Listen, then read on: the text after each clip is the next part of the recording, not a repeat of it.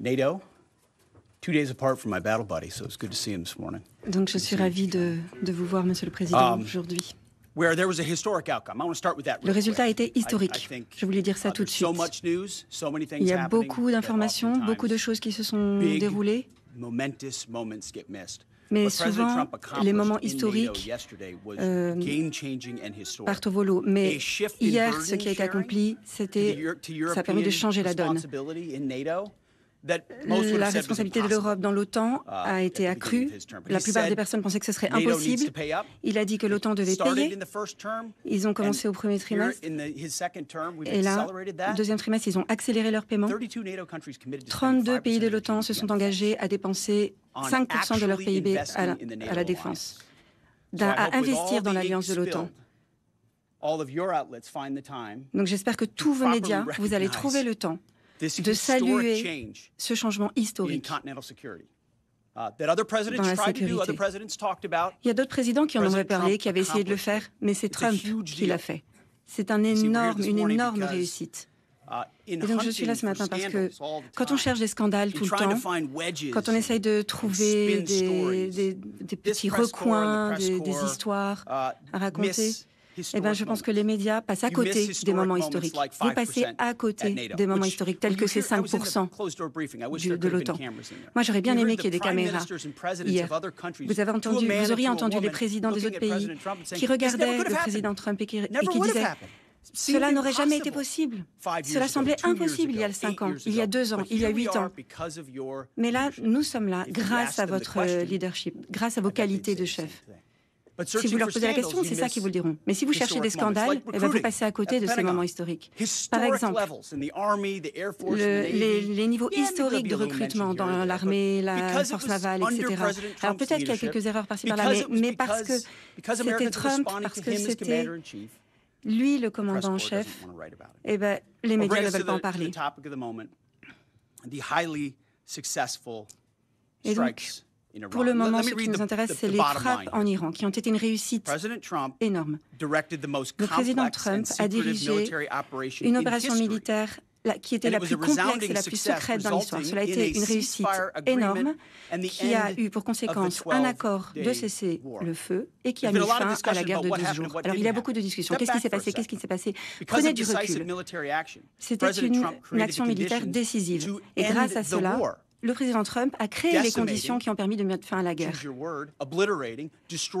En anéantissant, en détruisant les capacités nucléaires de l'Iran. Je vais vous lire quelques-unes des évaluations qui nous ont été fournies. Que ce soit des fausses informations données par CNN ou MSNBC ou le New York Times. Il y a eu vraiment une couverture médiatique des évaluations préliminaires qui n'allaient pas.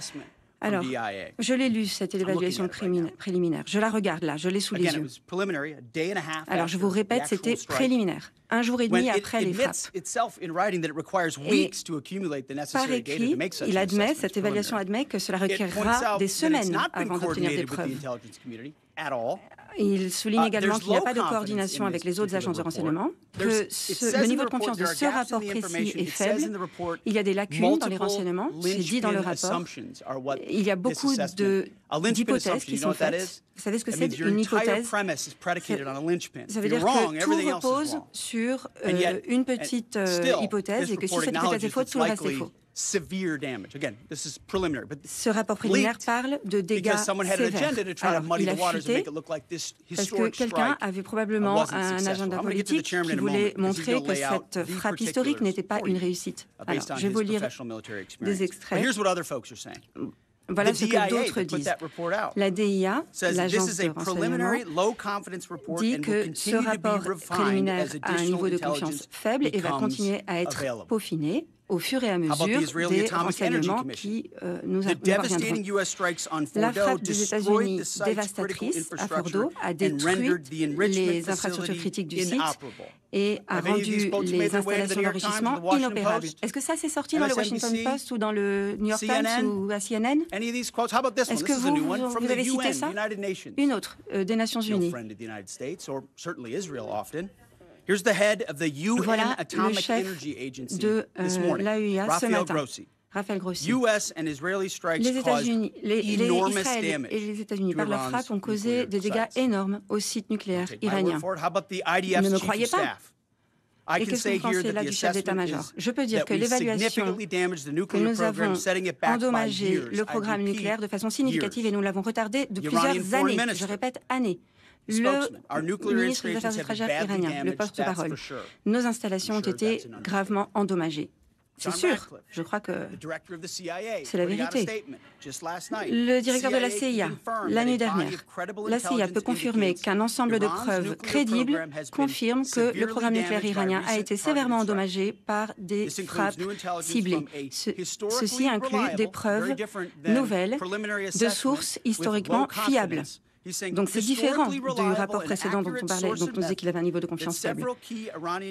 Et ces nouvelles preuves montrent que plusieurs installations essentielles iraniennes ont été détruites et devront être reconstruites, et que cela prendra plusieurs années. La CIA continue à recueillir des sources supplémentaires, fiables, pour informer les décideurs politiques. Et Tulsi Gabbard, hier, elle est intelligente, je la cite, « De nouvelles preuves confirment que les installations nucléaires de l'Iran ont été détruites. » Et David Albright, globalement, les attaques d'Israël et des États-Unis ont détruit de façon efficace les centrifugeuses d'enrichissement iraniennes. Donc, je peux continuer la liste indéfiniment. Ceux qui sont capables de voir, ceux qui sont capables d'évaluer, reconnaissent ce que l'armée américaine a réalisé et que c'était quelque chose d'historique.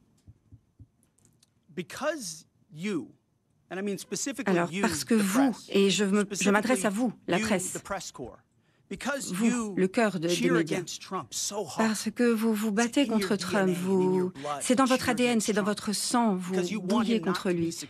Vous voulez qu'il ne réussisse pas, et vous le voulez de toutes vos forces. Et vous devez applaudir contre l'efficacité de ces frappes. Vous espérez qu'elles n'étaient pas efficaces. Vous espérez que l'administration de Trump ne dise pas la vérité. Donc vous cherchez des informations, des fuites d'informations, et ensuite vous les retournez à votre avantage pour essayer de semer le doute, de manipuler les esprits du grand public pour qu'ils soient confus, qu'ils ne sachent pas si nos braves pilotes ont réussi ou non. Est-ce que vous avez déjà essayé de conduire un avion pendant 36 heures? Est-ce que MSNBC, vous l'avez fait? Est-ce que Fox, vous l'avez fait? Vous savez à quel point c'est dur? Est-ce que vous l'avez fait 2 ou 3 fois? Vous savez à quel point c'est difficile de manipuler un drone ou une batterie patriote ou de ravitailler en plein air? Essayez de faire comprendre aux gens à quel point cette mission était complexe et sophistiquée. Il y a tellement d'aspects de ce que ces hommes et ces femmes courageux ont fait, mais parce que vous êtes haineux, vous êtes la presse, vous êtes haineux, vous sapez, vous essayez de faire fuir des informations, de les retourner, c'est votre responsabilité. Et vous, ici présents dans cette pièce, vous êtes proche du Pentagone. Vous avez la proximité avec cette information, c'est une importante responsabilité. De temps en temps, des informations confidentielles fuitent pour des objectifs politiques, pour essayer de rabaisser le président. Et c'est cela qui s'est passé. Vous avez sapé la réussite des pilotes B-2, des F-35, des ravitailleurs, des défenseurs du ciel, qui ont accompli leur mission, qui ont retardé le programme nucléaire d'une manière que d'autres présidents ne pouvaient qu'imaginer. Alors comment on fait cette réussite? Comment peut-on dire à quel point l'Amérique est spéciale? Nous sommes les seuls à pouvoir faire cela. Je crois que vraiment, pour vos médias de fausses informations, c'est trop vous demander. On a l'habitude. Mais moi, je suis là sur le podium et je vous lis la vérité de ce qui s'est passé. La réalité, vous voulez dire détruit, vous voulez dire battu, vous voulez dire anéanti? Choisissez le terme. Ce que c'était une réussite historique, un succès pour les Américains. Ça nous donne la possibilité d'avoir la paix, d'avoir un accord et d'empêcher l'Iran nucléaire. Et ça fait 20 ans que le président Trump en parle et aucun autre président n'a eu le courage de le faire. Donc sur ce, je donne la parole au président chef de l'état-major. pour une analyse non seulement sur les frappes, mais également nos patriotes qui ont défendu le pays. Bonjour, merci Monsieur le secrétaire d'État. Bonjour à toutes et à tous, je vous remercie d'être là. Donc je voudrais continuer sur les commentaires faits lors de la dernière conférence de presse. Je vais vous donner quelques derniers éléments d'information. J'ai l'honneur de le faire en tant que président. Je voudrais vous parler des choses incroyables que nos combattants ont fait pour la nation. Je vous prie de m'excuser pour la longueur et les détails. Je vais vous donner quelques détails. Nos combattants dans le ciel, ce qu'ils ont fait au Qatar lundi. Je vais commencer par cela. Ensuite, je vais vous parler de l'attaque de Fordo, des bombes GBU-57, et je vais vous montrer une vidéo qui met en valeur l'impact de cette bombe. Alors bien sûr, personne n'était sous la cible. Alors, concernant lundi dernier, comme le président l'a dit, lundi, nous avons commencé à recevoir des indications, des avertissements comme quoi l'Iran avait l'intention d'attaquer les bases américaines dans cette région. Donc ce matin-là, sur la base du travail effectué par le commandant Eric,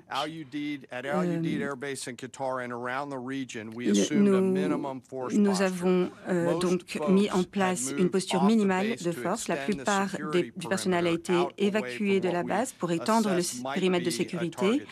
Nous avons essayé d'évaluer ce qui pouvait être la zone cible, à part quelques soldats, quelques militaires donc, qui sont restés. Seules 2 batteries patriotes sont restées sur la base.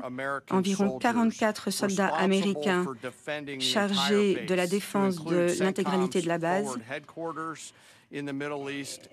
avec notre siège dans le Moyen-Orient. Le soldat le plus âgé était un capitaine âgé de 28 ans. Le plus jeune avait 21 ans. Et cela faisait moins de 2 ans qu'il était dans l'armée. Donc, mettons-nous un peu dans leur tête. Imaginez, vous êtes jeune, lieutenant, vous avez 25, 26 ans, et vous êtes chargé de la direction tactique du siège de contrôle. Imaginez, à votre âge, vous êtes la seule personne chargée de défendre cette base. Et vous avez à côté de vous donc un opérateur dont le travail est de vous signaler toute attaque imminente. Donc il y a 5 personnes à l'intérieur et 5 personnes à l'extérieur du véhicule. Donc 5 à l'intérieur du véhicule, 5 à l'extérieur, et en tout 44 personnes dans la base. Ça fait des années que vous êtes au Moyen-Orient, que vous êtes déployé à plusieurs reprises, toujours prêt, mais jamais certain du jour J où vous devrez exécuter votre mission et ne pas rater. Donc, des croiseurs patriotes ont été déployés depuis le Japon et la Corée pour nous assurer que nous avions les missiles les plus efficaces à portée. Et au cours de la journée, vous commencez à entendre de plus en plus de rumeurs dans les informations concernant une attaque imminente. Et le soleil se couche à l'ouest et vous recevez des ordres de votre commandant suprême de faire en sorte que vos missiles de batterie soient dirigés vers le nord. Vous avez quelques aides, vous commencez à devenir nerveux, vous attendez l'attaque. En dehors des véhicules patriotes, vous avez votre équipe qui gère le contrôle de ces missiles. Vous avez ce jeune lieutenant à l'intérieur de la voiture et vous attendez. Vous savez que vous aurez peut-être 2 minutes, 120 secondes pour réussir ou échouer. Et à peu près à 12h30 lundi, minuit 30, c'est-à-dire 7h30 au Qatar, au moment du coucher du soleil à l'ouest, l'Iran attaque. Les cibles étaient détectées et des missiles patriotes sont injectés les uns après les autres. Ensuite, les fusées les plus lourdes, vous le sentez dans votre corps. Je ne sais pas si vous avez déjà été à proximité d'une frappe de patriote. Et cela continue, vous guidez ces missiles. Nous croyons qu'il s'agissait de l'implication patriote la plus vaste dans l'histoire militaire américaine. Et les croiseurs qataris nous ont rejoints. Je ne vais pas vous dire combien de munitions on a tiré, mais c'était un sacré paquet. Et nous savons qu'il y a des rapports qui circulent, mais ce que nous savons, c'est qu'il y a eu énormément de débris métalliques, beaucoup. Donc, les patriotes frappaient partout, les débris de ces patriotes volaient partout, énormément de débris métalliques partout, et nos pilotes aériens n'avaient que quelques secondes pour prendre ces décisions complexes et stratégiques. Ce sont des êtres humains, voilà, avec leurs frères et sœurs en armes qataris qui se sont tenus sous le feu iranien. Et ce sont les héros méconnus de l'armée américaine du XXIe siècle. Et je sais que beaucoup d'entre vous ont vu des vidéos en ligne, ont vu la joie quand ces patriotes, ces missiles manquaient leur coup.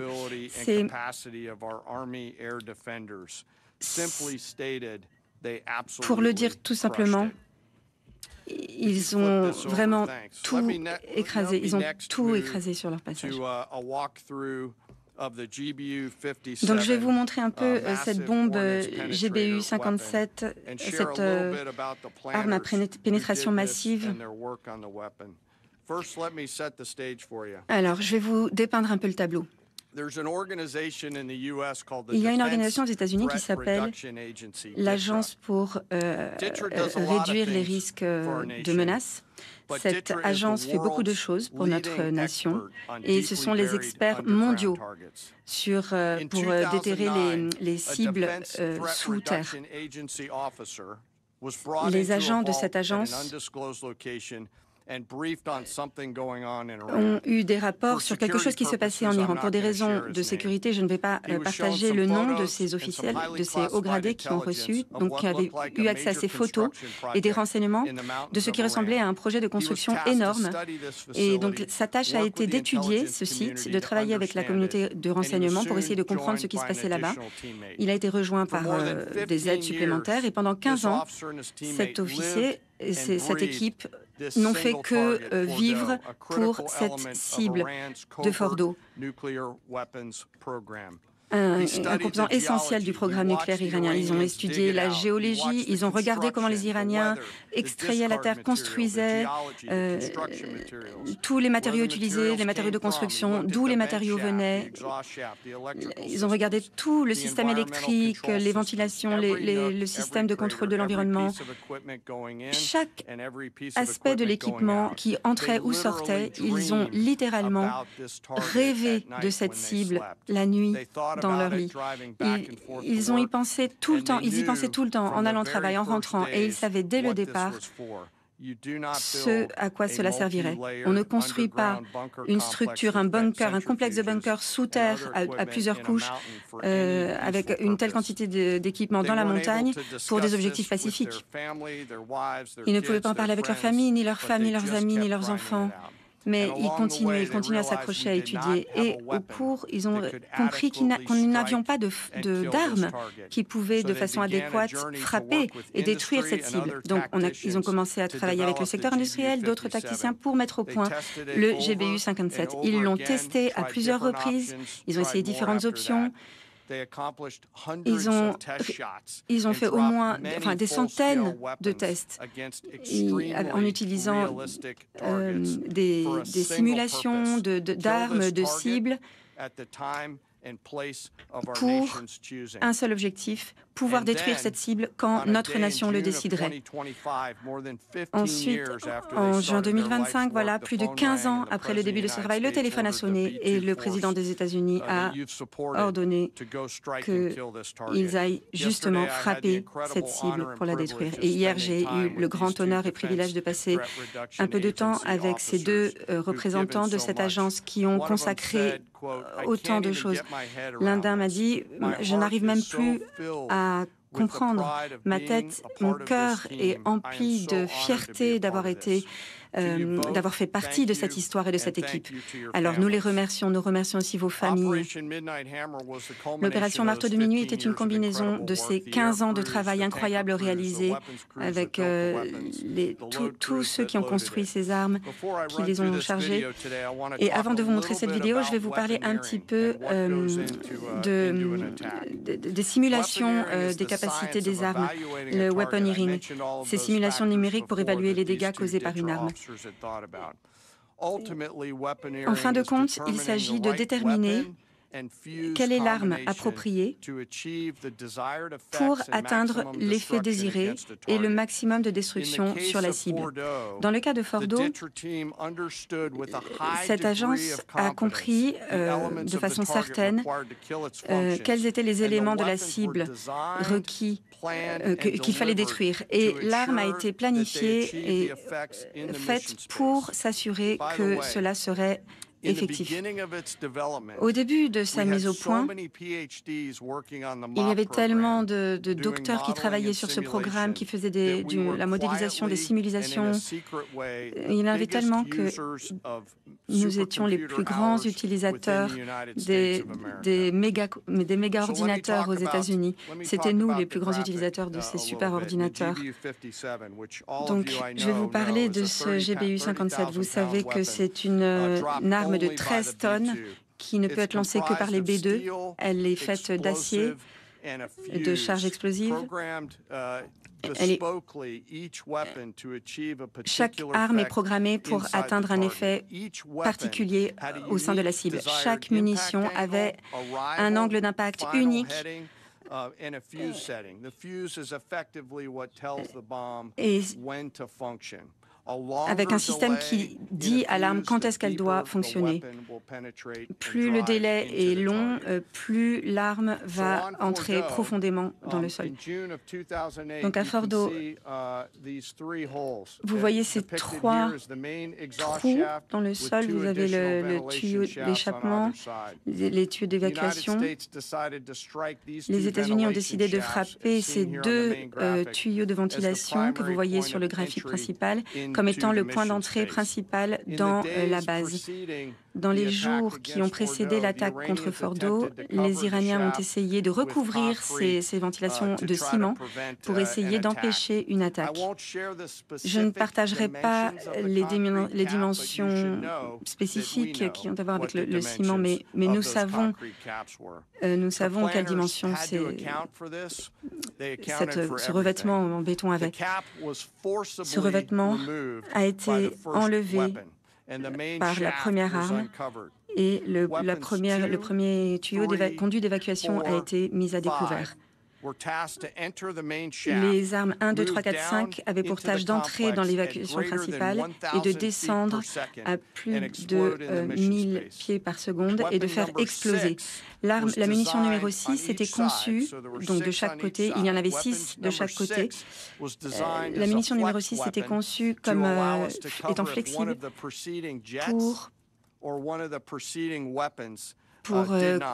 pour essayer de faire ce que les armes précédentes n'avaient pas pu faire. Donc c'est vraiment le résultat de 15 années de travail dur, de centaines de tests sur différents modèles. C'est une munition. Donc si vous imaginez 5 en plus, 5 munitions supplémentaires, ça vous donnera une idée de ce à quoi ça ressemblait. J'espère que vous allez pouvoir voir. Il y a peut-être un reflet. Donc la vidéo va se dérouler à sa vitesse normale.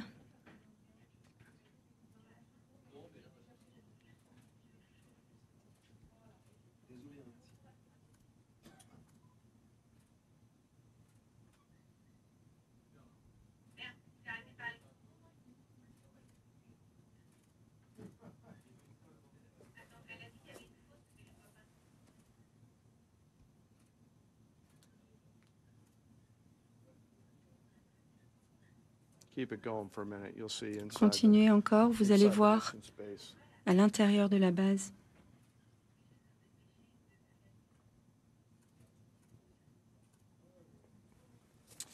Donc, contrairement à une munition normale de surface, vous n'allez pas voir un cratère d'impact parce qu'il est conçu pour s'enfoncer dans le sol et ensuite fonctionner. Je sais qu'il y a eu beaucoup de questions sur ça.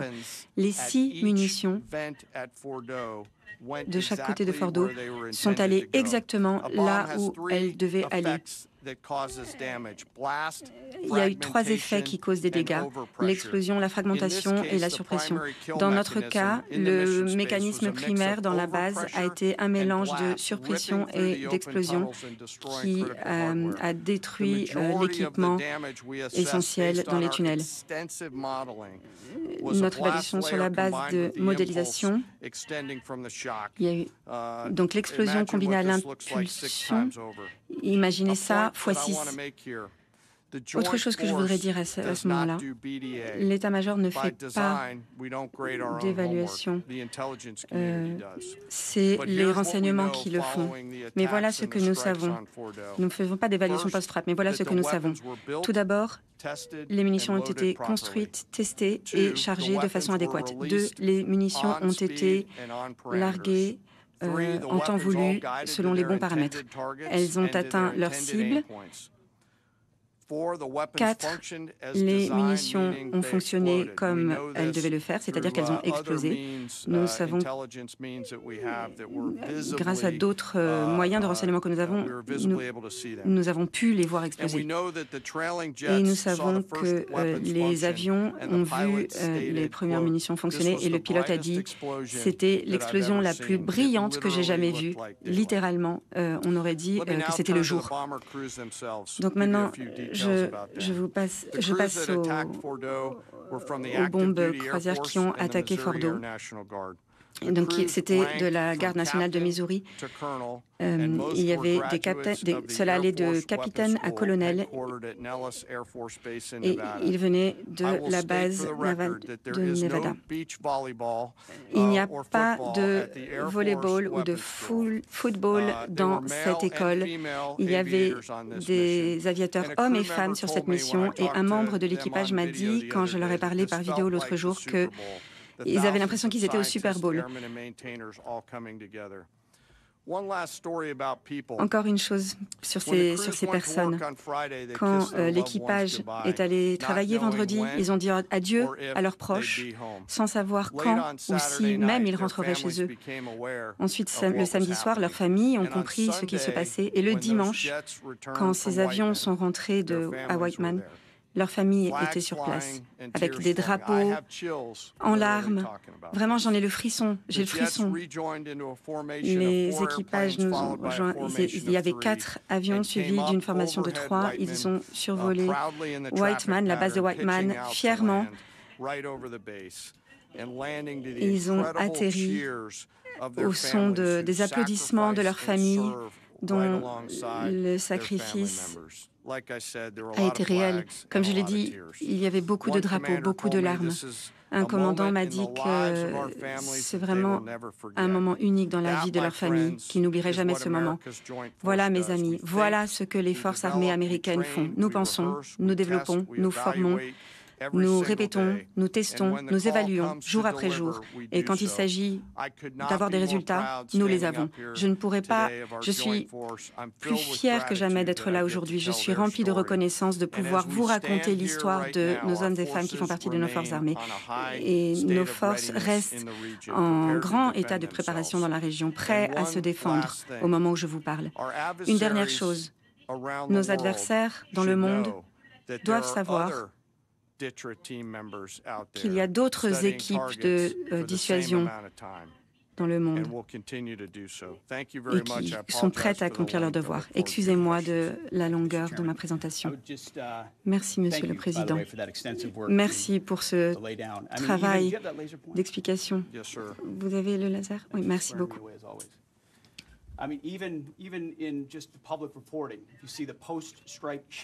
Alors, ici, vous voyez donc l'impact des 3 trous.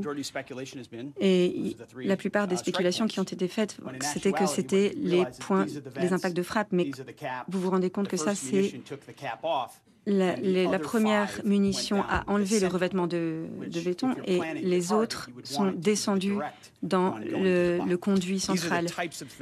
C'est le genre de choses qui fait partie de la planification en amont d'une frappe. Et évidemment, la presse, le grand public ne peut pas comprendre ce genre d'informations.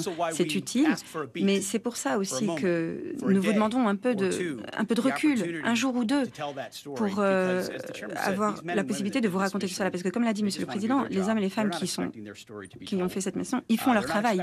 Ils ne pensent pas, ils ne s'attendent pas à ce que cette histoire soit racontée, ils ne s'attendaient pas à tous les drapeaux, etc. Ils font leur travail.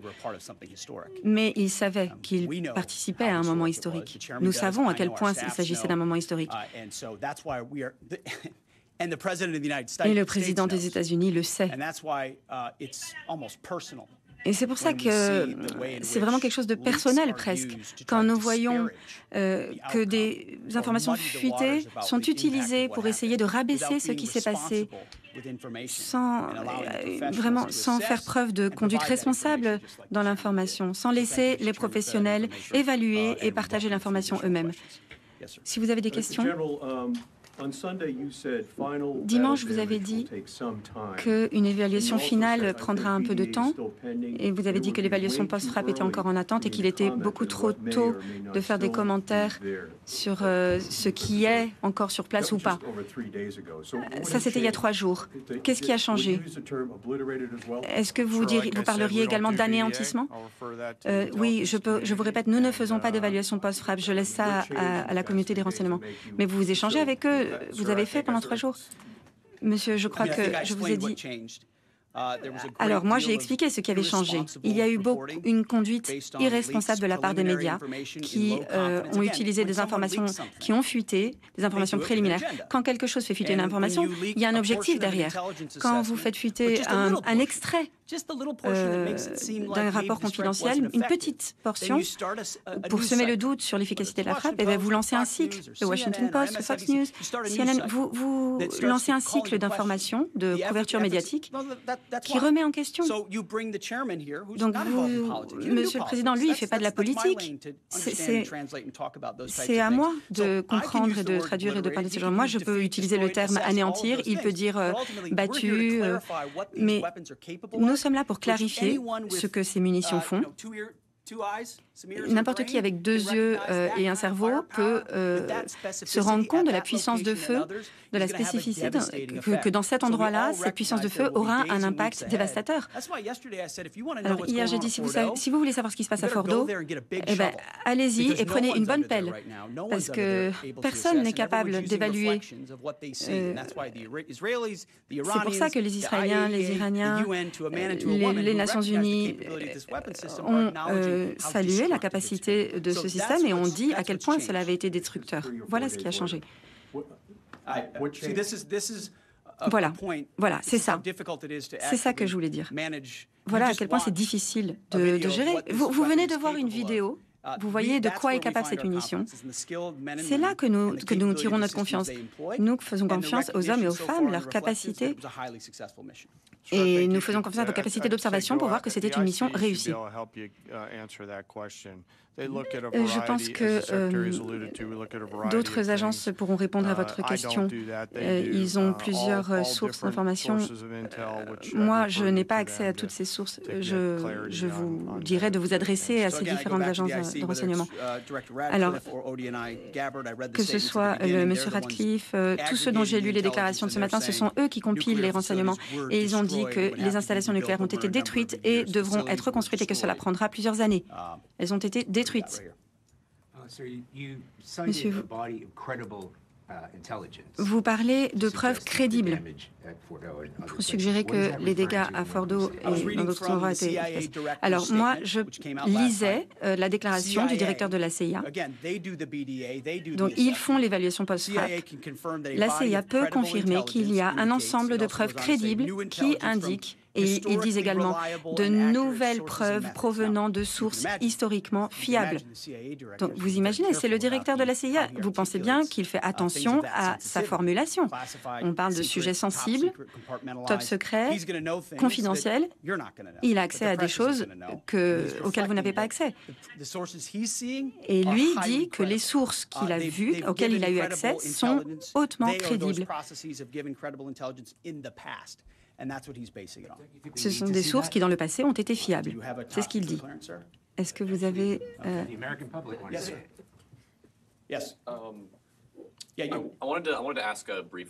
Je voulais vous demander brièvement...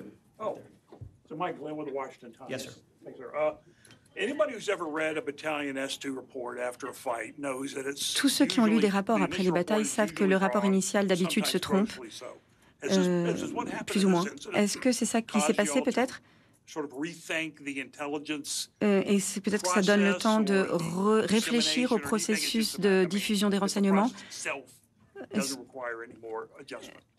Est-ce que vous pensez qu'il y a toujours besoin d'ajuster? Alors moi, je peux vous dire ce que le président nous a dit, c'est que, en plus de ce que vous dites, les premiers rapports sont presque toujours erronés, incomplets. Qu'il s'agisse d'une opération sur le terrain ou stratégique, vous recevez beaucoup de retours très rapidement de différentes sources. Donc il faut prendre du recul et évaluer. Et c'est pour cela que nous faisons preuve de précaution. Nous vous invitons à la plus grande précaution avant de construire des histoires sur des informations qui ont fuité. Moi, je vous conseille de prendre du recul, de voir déjà, que nos militaires ont réussi, qu'il faut les fêter, agiter le drapeau américain pour eux. Et moi, je peux vous garantir que le président de l'état-major, toute la communauté de renseignement font toutes les évaluations nécessaires pour garantir, s'assurer que la mission était une réussite. Merci, Monsieur le secrétaire. L'Iran a reconnu que son programme nucléaire a été endommagé sévèrement, mais ils ont dit également que les frappes américaines n'ont fait que menacer leur capacité, leur détermination à terminer leur programme nucléaire. Est-ce qu'il s'agit d'une provocation de l'Iran? Qu'est-ce que vous faites de cette déclaration? Eh bien, je dirais que l'Iran, évidemment, ils sont bien obligés de dire beaucoup de choses pour redorer un peu leur blason, en particulier en interne, pour des raisons de politique interne. Mais nous allons bien entendu suivre de près ce qu'ils font. Le président l'a bien dit, notre job, notre boulot, c'est d'être prêt. Moi, je ne connaissais pas toute l'histoire, ces hommes et ces femmes qui avaient commencé il y a 15 ans à construire. Je suis fière, moi je suis fière d'être américain. C'est une histoire magnifique. J'espère que vous allez raconter cela. C'est vraiment important de savoir ça. Notre boulot, c'est d'être prêt quand le commandant en chef nous appelle sur la base de ces évaluations. Donc, je pense que la communauté des renseignements va continuer à suivre de près ce que fait l'Iran, mais lui, ce qu'il fait, c'est qu'il est en train de créer les conditions d'un accord, d'une paix à laquelle le monde ne croyait plus. Et nous avons obtenu ce cessez-le-feu, nous avons obtenu cette option grâce à la force, grâce à la décision du président d'utiliser la force militaire de la façon que nous venons de vous exposer. Une petite question rapide, s'il vous plaît.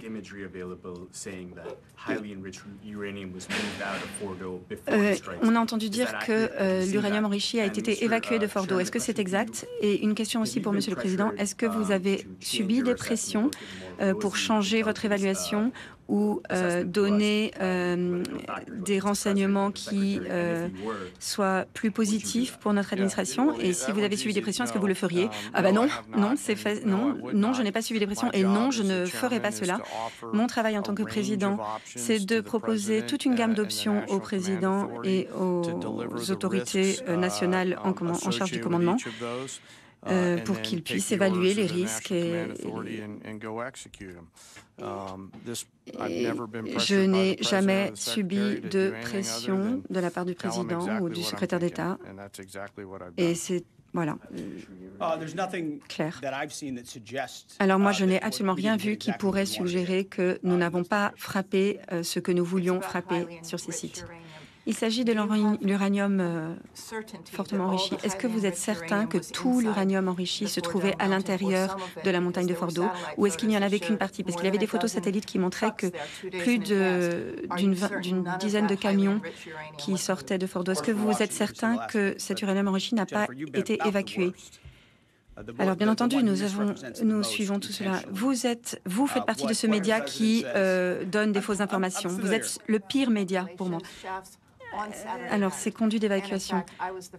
Samedi, moi, j'étais la première à décrire les bombardiers B-2, le ravitaillement, l'intégralité de la mission, avec une grande exactitude. Donc, je n'aime pas ce que vous dites. Je me sens blessée.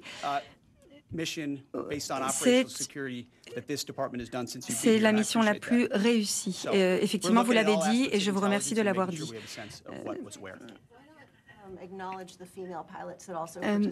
Il y a des femmes pilotes qui ont participé à cette mission. Les messages au début, vous avez félicité les pilotes hommes, mais pas les femmes. Oui, j'ai parlé des pilotes hommes. Et oui, bon, ben voilà ce que fait la presse. Et bien entendu, Monsieur le Président a parlé des pilotes femmes.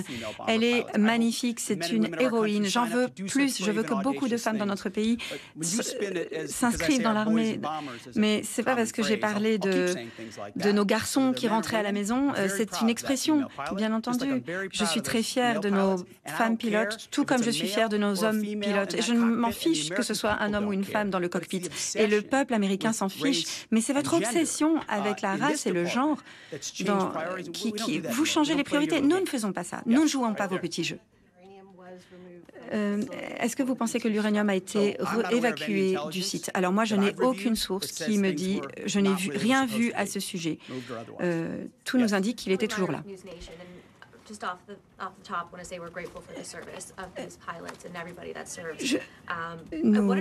Je voulais vous demander, la déclaration de la CIA a dit que quand ce serait possible, il donnerait au public des informations mises à jour. Est-ce que vous vous engagez à partager les rapports des agences de renseignement quand ils seront prêts pour que le peuple américain puisse en savoir davantage sur les évaluations faites par les renseignements? Eh bien, ce rapport préliminaire, c'est un rapport qui nous parvient pour nous donner une évaluation de savoir si on doit refrapper au même endroit. Donc, sur la base du retour en interne, on doit avoir accès à ces rapports, mais ils sont rendus publics quand ils doivent l'être, en temps et en heure. Moi, une chose que j'essaye de faire dans ce voyage dans lequel nous sommes tous ensemble, c'est bien sûr la transparence, mais il faut protéger ses capacités. C'est un prérequis. Ah, on dirait que c'est l'heure. Donc voilà, c'est un jeu d'équilibre. Il faut préserver des options. Si l'état-major ou la nation reçoivent la tâche de frapper à nouveau. Donc, parfois, il y a des choses qu'on ne peut pas publier tout de suite. C'est un équilibre. Voilà, nous en restons là pour l'instant. Je voulais remercier nos hommes et nos femmes de l'armée, ce qu'ils ont accompli. C'était historique. Ils ont retardé le programme nucléaire iranien de plusieurs années. C'était une attaque dévastatrice. Merci de votre présence.